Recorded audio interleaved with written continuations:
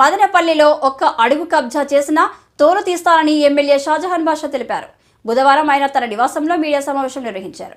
ఈ సందర్భంగా ఆయన మాట్లాడుతూ నియోజకవర్గంలో వైసీపీ నేతలు భయానక పరిస్థితులను తీసుకొచ్చారు. ఇకపై వారి ఆటలు సాగనివ్వం, ప్రజలే వారిని సాగనంపేశారు. నియోజకవర్గ అభివృద్ధికి ప్రణాళికబద్ధంగా ముందుకు వెళ్తాను. పట్టణంలో గంజాయి, భూదందాలు, అసాంఘిక కార్యకలాపాలపై ప్రత్యేక దృష్టి సారిస్తా. 3 రోజుల్లో అరికట్టేలా చర్యలు తీసుకుంటామన్నారు. భూ కబ్జాలకు పాల్పడే వారిని ఎంతటి వారైనా వదిలిపెట్టరని హెచ్చరించారు. పార్టీలకు అతీతంగా తన దగ్గరికి వచ్చి న్యాయం కోరితే అండగా ఉంటా అన్నారు. 7 మంది వైసీపీ నేతలు అరాచకాలు సృష్టించారు. ఇకపై అలాంటి సెటిల్మెంట్ నేతలు ఆటలు సాగనివ్వరు. ముఖ్యంగా గెలిపించిన ప్రతి ఒక్కరికి కృతజ్ఞతలు తెలిపారు. చెప్పి భయపడడం జరిగింది. కాకపోతే ఒకటి మాత్రం నాకు ఇదే ఉంది, ధర్మయుద్ధం, మంచికి చెడుకి, మానవత్వానికి అరాచకానికి, ప్రజా విలువలు లేని ప్రభుత్వాలు ఇవి. ఇందుకోసం ఈరోజు తుడిచిపోయింది. ఒక్కసారిగా దానికి అదే పదం సరైన పదం, ఒక్కసారిగా క్లోజ్ అయిపోయింది. ఎందుకంటే ఎక్కడ కూడా కానీ భారతదేశంలో ఇంత హీనంగా 10% కూడా వాళ్లకు ఇంతకుముందు వచ్చిన ఓటు కానీ సీట్లు కానీ రాకుండా ఓడిపోయిన పార్టీ ఏదైనా ఉందంటే అది వైఎస్ఆర్ పార్టీ.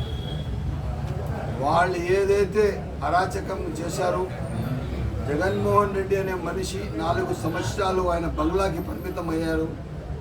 పరిపాలన దక్షతో పూర్తిగా విఫలం చెందినారు. దానికి నిదర్శనం అది. ఆ రోజు 153 సీట్లు వచ్చినాయంటే దానికి కారణం వచ్చి ప్రజలు ఒక్క ఛాన్స్ పేరుతో ఇచ్చారు. ఇంకొక 15 సంవత్సరాలు ఈ వైఎస్ఆర్సీపీ పార్టీ ఎక్కడ కూడా కానీ ఆంధ్ర రాష్ట్రంలో దరిదాపుల్లో కనపడదు. నేను మరొక్కసారి నా తెలుగుదేశం పార్టీ నాయకులకు, జనసేన నాయకులకు, బీజేపీ నాయకులకు, ఎవరైతే నా కోసం పనిచేశారో వాళ్ళకందరికీ నేను పేరు పేరున నేను ధన్యవాదాలు తెలుపుకుంటున్నాను. స్వచ్ఛందంగా చాలామంది చేశారు.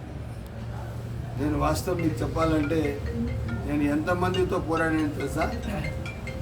వైసీపీలో 7 మంది క్యాండిడేట్లు.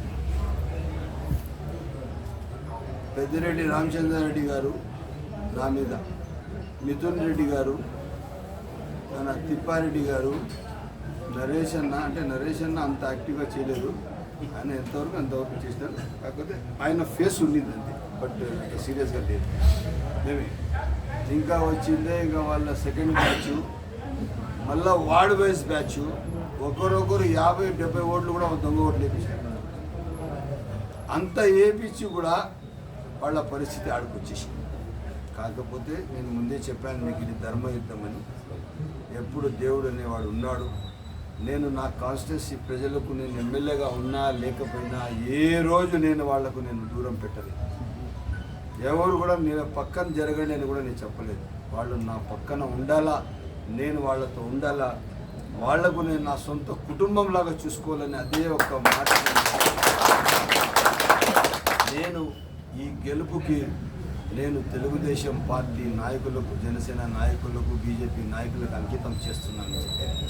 నా గెలుపు ఇదే కాకుండా మదనపల్లిలో చాలా అరాచకాలు జరుగుతున్నాయి.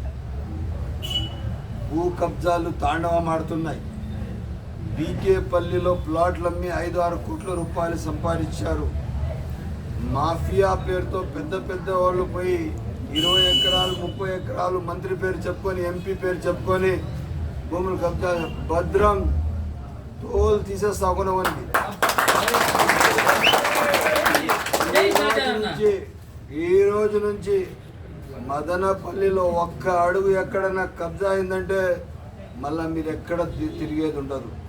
ఇప్పుడే నేను పోలీస్ శాఖతో కూడా నేను మాట్లాడడం జరుగుతుంది.